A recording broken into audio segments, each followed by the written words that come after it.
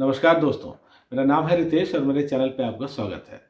दोस्तों, सोनी लिव की सीरीज अनदेखी का दूसरा सीजन आने ही वाला है और ये सही वक्त है जब हम पहले सीजन को थोड़ा रिकॉल करें। पहले सीजन के क्रिएटर हैं सिद्धार्थ सेनगुप्ता, डायरेक्टर हैं आशीष आर शुक्ला। कहानी शुरू होती है सुंदरवन से, जहां एक इंस्पेक्टर की लाश मिलती है। जांच के लिए आते हैं डीएसपी वरुण यानी दिव्येंदु भट्टाचार्य। उनको पता चलता है कि पास के गांव से दो लड़कियां लापता हैं। हत्या का शक इन्हीं दो लड़कियों पर है। वो जांच का जिम्मा संभालते हैं। फिर ये कहानी तुरंत शिफ्ट हो जाती है हिमाचल प्रदेश के मनाली में, जहां अटवाल परिवार के चश्मो चिराग दमन का विवाह होने वाला है। दमन की भूमिका में हम देखते हैं अंकुर राठी को। इनकी शादी हो रही है ग्रेवाल परिवार की तेजी यानी आंचल सिंह के साथ। अटवाल परिवार के प्रमुख हैं पापा जी।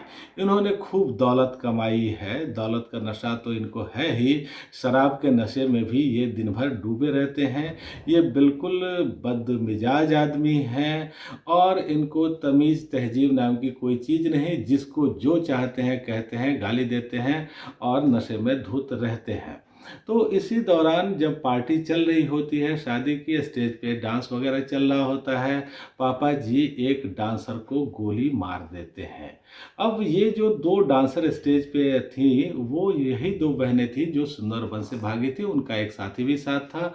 अब इन दो बहनों में से एक को पापा जी ने स्टेज पे ही सबके सामने गोली मार दी। वहाँ फिर थोड़ी देर के लिए सन्नाटा छा जाता है, लेकिन फिर आते हैं रिंकू पाजी यानी कि राजेंद्र सिंह अटवाल। अब रिंकू पाजी ने तो ठेका ले रखा है कि वो अटवाल फैमिली पर थोड़ी सी भी आंच नहीं आने देंगे। रिंकू पाजी की भूमिका में हम देखते हैं सूर्य शर्मा को। वो फिर आते हैं लाश को ठिकाने, वो लगवा देते हैं और वहाँ का सिस्टम, वहाँ की पुलिस सब उनकी मुट्ठी में है। और दो जो लोग हैं, जो उस डांसर की बहन है और उसका जो साथी है, उसको वो बंधक बना लेते हैं। लेकिन समस्या ये नहीं है। समस्या ये है कि वीडियो टीम का एक लड़का ऋषि इस पूरी चीज़ को शूट कर रहा था और ये मर्डर उसके कैमरे में कैद हो गया। ऋषि की जो टीम लीडर है सलोनी, वो उसको समझाती है कि इस तरह के वाक्यों को उसे भूल जाना चाहिए, उसे अपने काम पर और अपने करियर पर ध्यान देना चाहिए।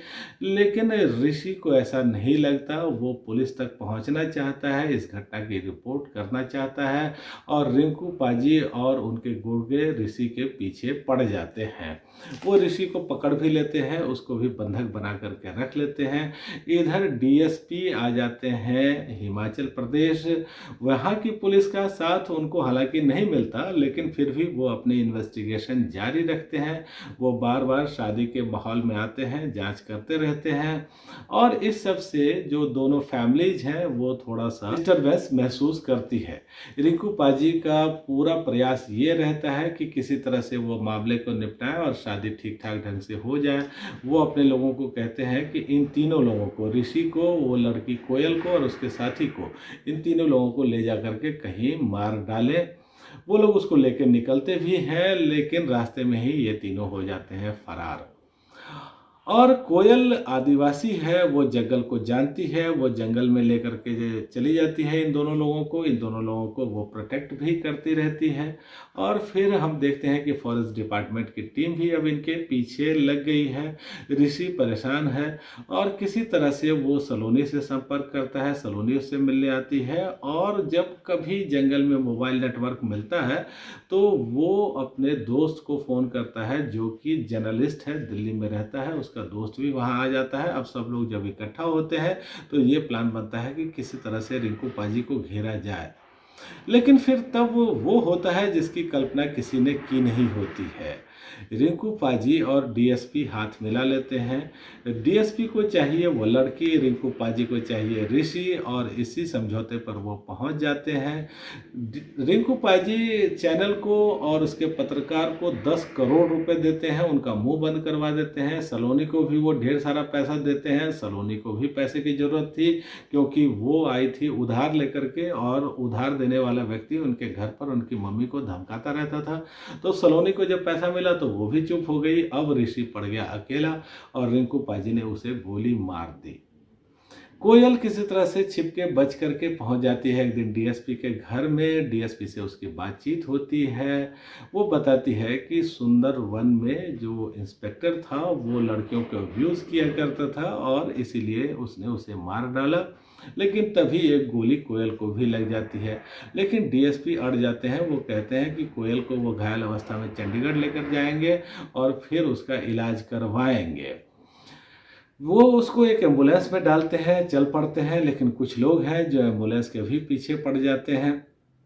और जब एम्बुलेंस को वो खोलते हैं तो वहाँ कोयल नहीं होती है। फिर हम देखते हैं कि कोयल एक दूसरी एम्बुलेंस में है जिसको तेजी चला रही है। अब यहाँ पर ये सीरीज़ ख़त्म हो गई।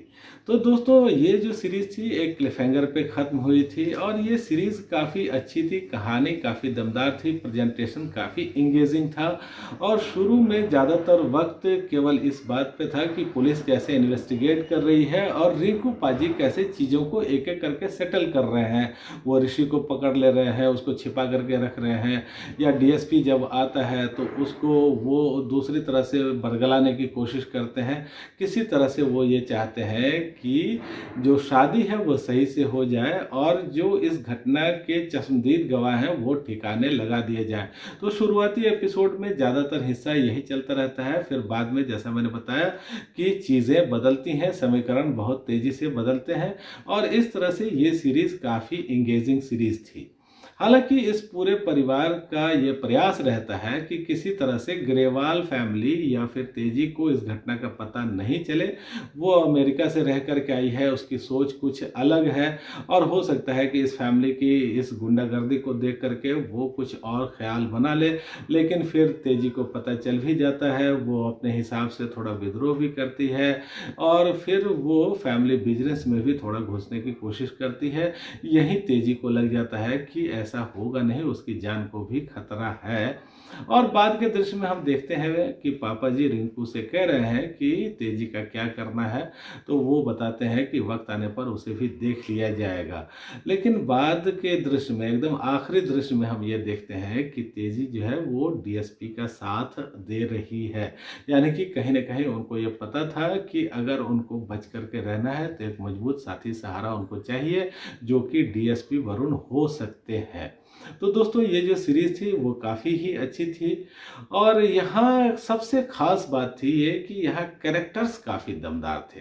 अब जो पापा जी का कैरेक्टर है वो एकदम बदमिजाज आदमी है, किसी की परवाह नहीं करता, जो मुंह में आया बोलता है और इस कैरेक्टर को हर्ष छाया ने बहुत ही अच्छे ढंग से निभाया है। उनके यादगार किरदारों में से ये एक होने वाला है। जो दूसरा यादगार किरदार है वो है रिंकू पाजी का। रिंकू पाजी जो है वो सिस्टम को अपनी जेब में रख करके चलते हैं, जो चाहते हैं वो करते हैं, ताकतवर व्यक्ति हैं। और रिंकू पाजी का किरदार सूर्य शर्मा ने बहुत अच्छे ढंग से निभाया। और एक और किरदार जो आपको याद रह जाता है वो है डीएसपी का किरदार, जिसको निभाया है दिव्येंदु भट्टाचार्य ने। अब ये भी किरदार जो है वो ज़बरदस्त किरदार है। वो कभी आपको टेंशन में नहीं दिखता, लेकिन वो हमेशा सीरियस होता है और अपना काम, अपनी इन्वेस्टिगेशन पे ही उसका फोकस होता है। वो लाइटली चीज़ों को बहुत लाइट तरीके से भी लेता है, लेकिन जो उसका काम है, जो उसकी प्रतिबद्धता है वो यहाँ दिखती है और इस कैरेक्टर को दिव्येंदु ने भी बहुत अच्छे ढंग से निभाया। इसके अलावा अंकुर राठी हैं, आंचल सिंह हैं, इन सब लोगों ने भी अपना काम अच्छे ढंग से किया था।